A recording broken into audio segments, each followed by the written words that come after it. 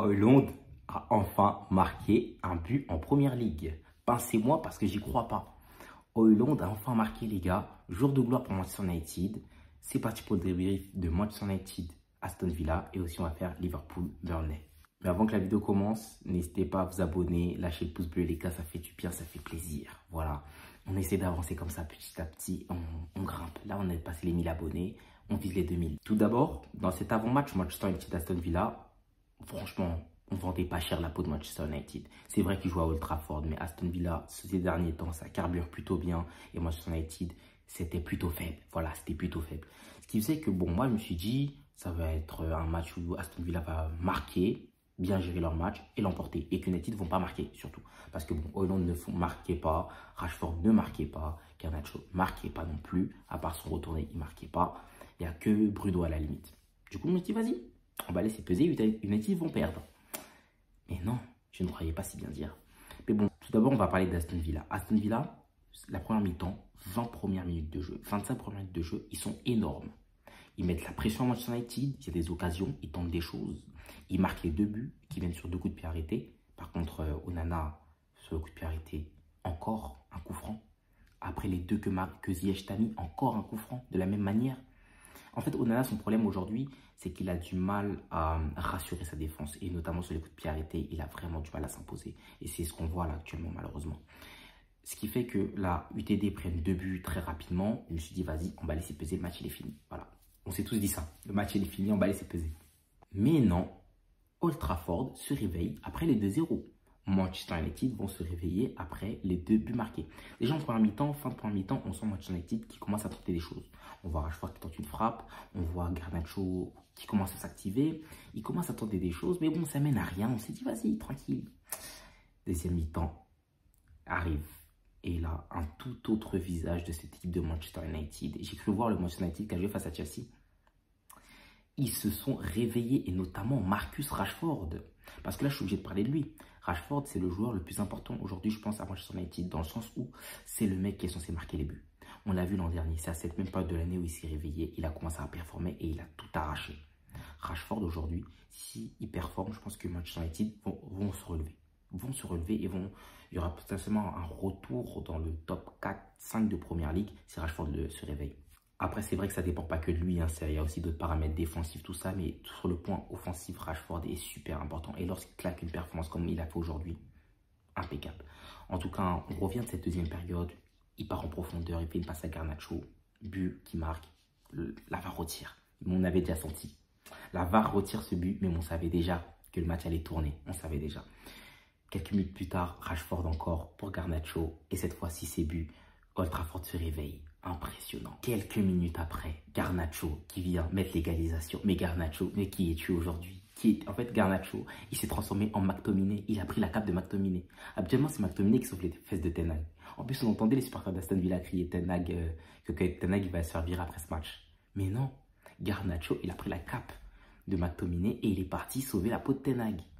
Non, franchement, impressionnant. Garnacho, quelle activité. Aujourd'hui, quelle activité de la part de Garnacho. Il était intenable. Mais bon, Bruno Fernandes qui fait un bon match, Rashford qui fait un bon match, Garnacho qui fait un bon match. En pointe, il y a un mec, Højlund, et il a faim de but. Ça fait longtemps qu'il n'a pas marqué et il a besoin de marquer. Longtemps, même pas longtemps. Il n'a jamais marqué en première ligue, tout simplement. Et Højlund qui met ce but rageur, à qui il survient après un coup de pied arrêté. Impressionnant. Ce but rageur. Il a pleuré, frère. Il a pleuré. Et vous savez, moi, je pensais à quoi à ce moment-là? À ce youtubeur ou ce tiktoker qui fait des musiques sur Højlund depuis un mois. À chaque fois, il fait des musiques comme quoi Højlund il va marquer et le miracle va arriver. Franchement, ça m'a tué. J'ai pensé direct à lui dès que Højlund l'a marqué. Højlund qui met le 3-2 à un moment où Manchester United aurait aussi pu perdre le match parce qu'on se rappelle de l'action de McGinn qui frappe et qui est sauvé sur la ligne par Johnny Evans, si je ne me trompe pas. Ce qui aura fait défaut à Aston Villa aujourd'hui, ça aurait clairement été la baisse d'intensité après les 2 buts marqués. Voilà, ils ont essayé de se reposer sur les 2 buts, ça n'a pas fonctionné. Ils l'ont fait face à Arsenal, ça a bien fonctionné. Après la 1-0, ils ont réussi à gérer le match. Mais là aujourd'hui, ça n'a pas été le cas. À l'extérieur, c'est compliqué de faire ce genre de choses, notamment à Old Trafford. En tout cas, UTD qui après ce match se relève après une sale série, que des défaites. Ils ont fait énormément de défaites, je ne saurais vous dire combien, peut-être 4, je ne sais pas. En tout cas, beaucoup de défaites pour Manchester United qui se réveille aujourd'hui avec un Rashford très bon, peut-être son meilleur match depuis le début de la saison. Garnacho, énorme, doublé aujourd'hui, il porte les vieux coups et Il porte Manchester United sur son dos. Un Højlund qui marque un premier but. Impressionnant. Ce match, ils l'auront clairement gagné avec les tri. Et ça annonce peut-être quelque chose de bon. Puisque en vrai, Ten Hag, pour le coup, il ne va pas se faire virer. On sait tous qu'il ne va pas se faire virer. Là, grâce à cette victoire, il vient de signer encore pour 5 matchs. C'est comme ça Ten Hag en fait. À chaque victoire cruciale, il signe pour 5 matchs en plus. Je pense qu'il signera encore. Et je pense que le prochain match pour United, si Rashford, moi je vous dis bien, contrôlez Rashford. Prochain match, contrôlez Rashford et Garnacho. Encore Garnacho, il est jeune, mais contrôlez Rashford. Si Rashford propose une performance identique au prochain match, je vous dis que Manchester United va gagner son prochain match et va commencer à enchaîner pour peut-être, potentiellement.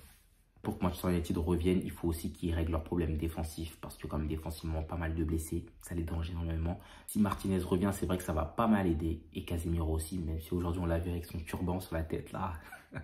En cas si Casemiro revient, ça peut être aussi très intéressant parce que Manchester United en a très besoin. Mais déjà si Rashford revient, c'est déjà énorme. Carrément, je porte pas parce que bon, je suis un blues, mais j'ai une collection de maillots. J'ai le maillot de Højlund de cette saison les gars. Le buteur du jour, j'ai son maillot avec le match de première ligue. Non, c'est marrant. Maintenant, parlons du match Burnley-Liverpool. Une victoire de 2-0 de Liverpool. Liverpool qui s'est fait peur, bêtement.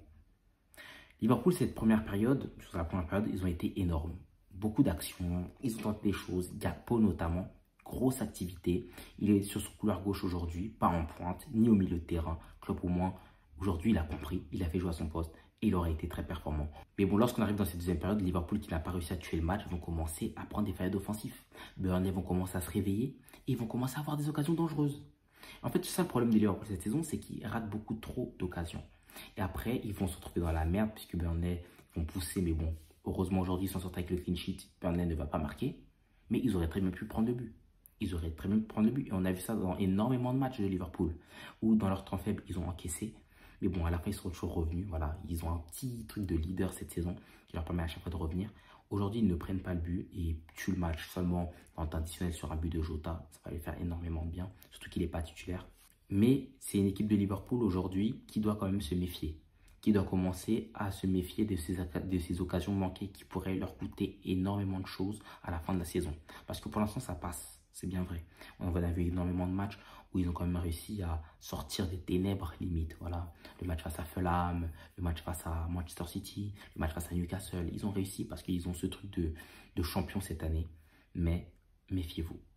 Parce que je pense que vos fans ont envie de quand même de gagner des matchs 4-0, 5-0, victoire à plat de couture, on n'en parle plus. Parce que normalement, ça aurait dû être ce résultat-là face à Burnley. Mais non, vous êtes mis dans des difficultés et vous avez galéré pendant un moment. Après, ces nombres énormes d'actions manquées s'expliquera aussi par un énorme Trafford encore à dégoûter les attaquants de Liverpool. En tout cas, Liverpool qui prend cette première place. On attend le match d'Arsenal, le match de Chelsea demain, les gars. Priez pour Chelsea, les gars. Faut qu'on tue Crystal Palace. Nkunku, s'il te plaît. Titulaire, s'il te plaît. Pochettino, gère-toi. Hein. On n'est pas là pour parler de ça. Un Manchester United qui aura vu Højlund marquer à Liverpool, qui va prendre la première place de Première Ligue. Les gars, on s'attrape. N'hésitez pas à vous abonner. Lâchez le pouce bleu. Et vive la Première Ligue.